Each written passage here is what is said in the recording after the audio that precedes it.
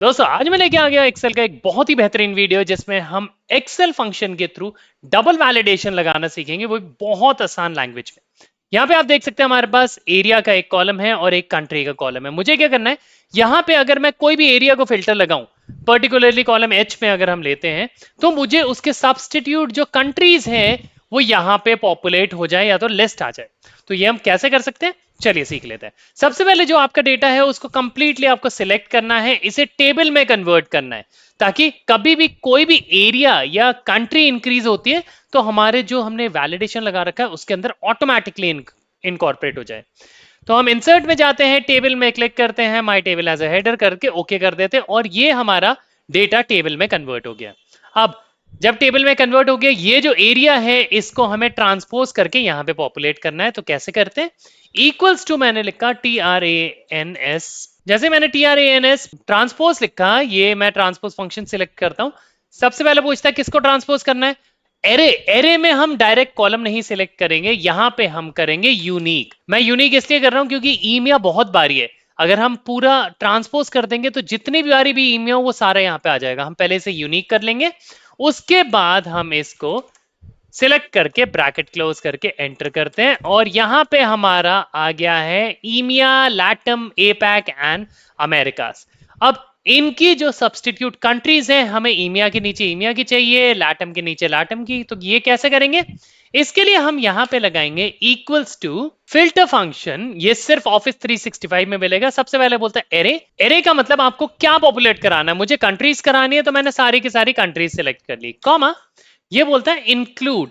अब इंक्लूड में क्या, कौन से कॉलम से क्या इंक्लूड करना है। मैंने कहा जी इस कॉलम में देखो, कॉलम ए में अगर कहीं भी, तो हम इक्वल्स टू पुट कर देंगे। यहां पे आप देखिए इक्वल्स टू, मैंने कहा कहीं भी ईमिया मिलता है तो वो मुझे पॉपुलेट करके दे दो। मैंने ब्रैकेट क्लोज किया, एंटर किया और ये मेरा ईमिया के डेटा आ गया। इसी फंक्शन को हम कॉपी करते हैं। आप चाहे तो इसे फ्रीज कर सकते हैं, जैसे अभी के लिए देखिए बार बार ईमिया पिक कर रहा है तो मैं इसे फ्रीज कर दूंगा। ये हमारा E2 आ गया जो कि हमारा लैटम देगा। यहाँ पे मैं फिर से कॉपी करता हूँ, यहाँ पे मैं एपैक ले लेता हूँ, लास्टली मैं फिर से कॉपी करता हूँ और यहाँ पे अमेरिकास ले लेता हूँ। तो मेरे सारे एरिया और उनकी कंट्रीज कॉलम वाइज पॉपुलेट हो चुकी है। अब जब ये दोनों स्टेप आपने कर लिए, अब आपने फाइनली यहाँ पे एक वैलिडेशन लगाना है। लेट्स टेक, मैं यहाँ पे वैलिडेशन लगाता हूँ कॉलम J एंड K में। अब वैलिडेशन के लिए सबसे पहले हमें क्या करना है, वैलिडेशन के लिए सबसे पहले हमें ये पॉपुलेट कराना है कि कोई भी एरिया हो। तो मैं एक बार ही इतना डेटा सिलेक्ट करता हूं, मैं डेटा में आता हूं, यहाँ पे वैलिडेशन में क्लिक करता हूं, यहाँ पे मैं लिस्ट सिलेक्ट करता हूं, सोर्स में हम इसको सिलेक्ट कर लेंगे और एंटर। तो ये मेरा डेटा वैलिडेशन लग गया। जैसे यहाँ पे मैं ईमिया करता हूँ, यहाँ पे अमेरिकास करता हूँ, यहाँ पे एपैक करता हूँ। अब इनके बेसिस में मुझे ये वाले इंफॉर्मेशन चाहिए। अब जब हमें इनके डबल वैलिडेशन लगानी है, जैसे ईमिया हमारे पास एरियाज पॉपुलेट हो गए, अब हमें इनकी कंट्रीज को ही पॉपुलेट करना है। तो हम क्या करते हैं, यहां पे हम लगाते हैं equals to X lookup. Lookup value ये है मेरी लुकअप वैल्यू, ये कहां पे ढूंढेगा जी, यहां पे ढूंढेगा। ठीक है जी। अब इसको हम F4 करके फ्रीज कर लेते हैं, कॉमा। ये बोलता है रिटर्न में क्या चाहिए। अब यहां पे आप देख सकते हैं हमारे पास एक फिक्स नंबर्स नहीं है। जैसे अमेरिकाज में सिर्फ 2 कंट्रीज हैं, एपैक में हमारे कुछ ज्यादा कंट्रीज हैं, ईमिया में भी है, लैटम में भी है। तो हम ये पूरे के पूरे कॉलम्स नहीं सिलेक्ट कर सकते। तो हमें क्या करना है, सिंपल फर्स्ट रो को सिलेक्ट करिए और इसको F4 दबा के फ्रीज कर दीजिए।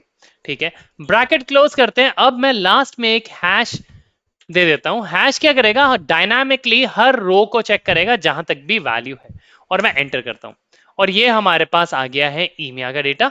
अब इसी की तरह जो ईमेल का हमारे पास आ गया है, हम इस फंक्शन में F2 प्रेस करेंगे और पूरे पूरे फंक्शन को कॉपी कर लेंगे। अब मैं यहां से फंक्शन रिमूव करता हूं।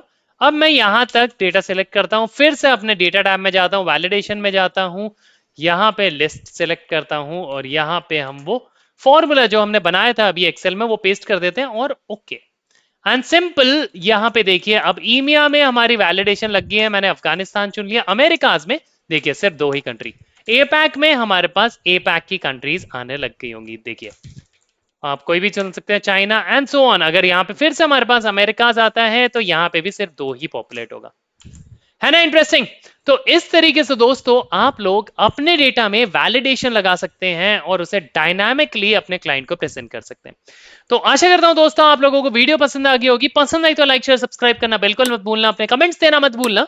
इस वीडियो को जो भी एक्सेल सीखना चाहे end to end basic till advance उन सभी के साथ शेयर जरूर करना।